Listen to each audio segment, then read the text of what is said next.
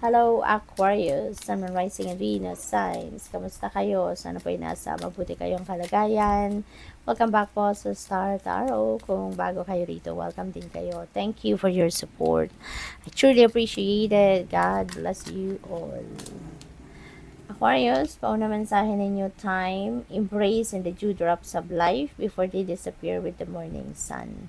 Ayan. So, take advantage, of every opportunity na merong kumakatok sa inyo before it slips away from you sa ngayon. Take time to look at it. Pansinin ninyo ito, Aquarius, kasi para hindi kayo magsisi na hindi ninyo tinignan ang kung anumang oportunidad na to before ito lumagpas sa'yo, So, tignan muna ninyo.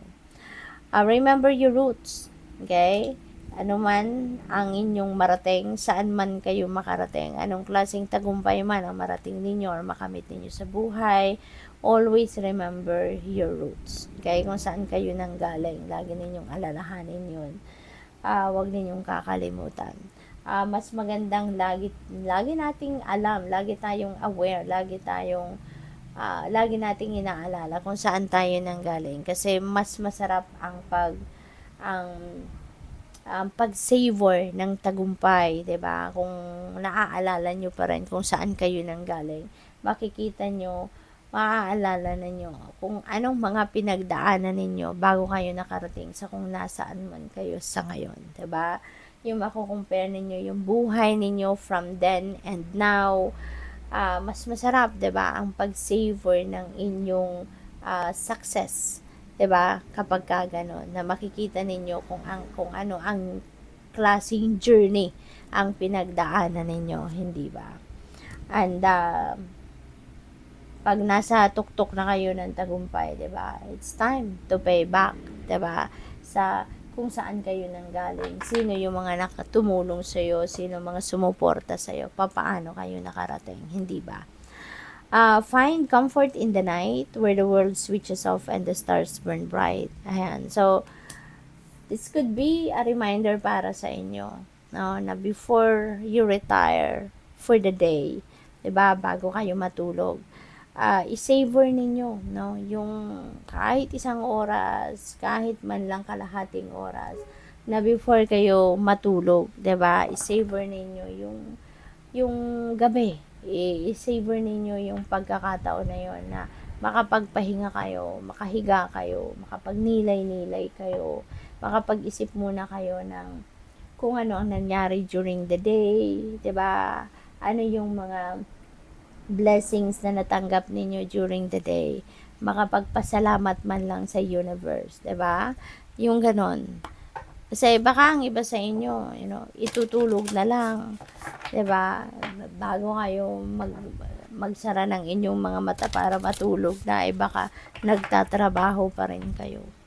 Kaya ayun, find the comfort in the night. I-savor ninyo yung kahit konting minuto bago kayo talagang matulog na, 'di ba? What else? We have thriving. Wow. So, napakaganda nito, Aquarius, kasi this could be the time, na may mga iba't ibang klaseng oportunidad, na nandiyan dyan sa paligid ninyo, for you to thrive, for you to evolve into the best version of yourself. At maaaring ang iba sa inyo sa ngayon, ginagawa nyo na yon.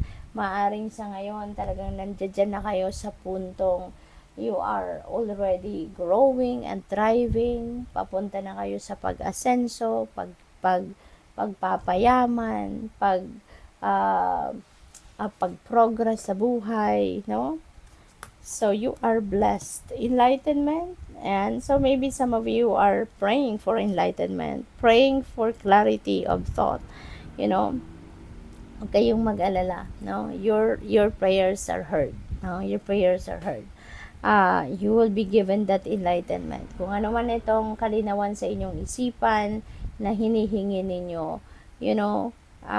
with this message, ibig sabihin nito na pinapadalhan na kayo ng universe ng mga insights, information, guidance para makuha nyo na yung enlightenment na hinihingi ninyo, or enlightenment na na ginusto ninyong makuha. Okay? Para makatulong sa inyong sitwasyon, para kayo'y makapagdesisyon, yung mga ganon, no? The right path now will be revealed to you. So, it's all up to you now kung paano ninyo i-access, no, ang guidance para sa inyo. Maaring idadaan yan sa inyong mga panaginip, maaring idadaan yan through intuitive messages, intuitive nudges, or pwedeng visions, or pwedeng through signs, symbols, and synchronicities. What else? We have adventure. Wow, si Aquarius, no? You are on the road to taking an adventure. Pwedeng a new adventure ito na you are going to take the leap of faith. Pwedeng adventure ito na bagay na gagawin ninyo that hindi pa ninyo nagagawa before.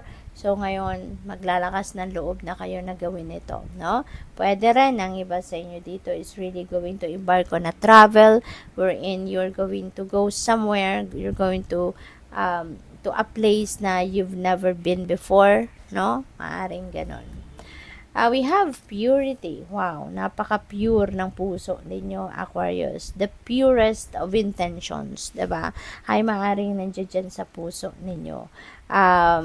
Maganda ang kaisipan ninyo, maganda yung plano ninyo siguro. You have a purity in your heart na that is going to be displayed sa ngayon. Maaring may mga bagay kayo gusto ninyong gawin or mga bagay kayo na ginagawa nyo na hindi lang para sa iyo.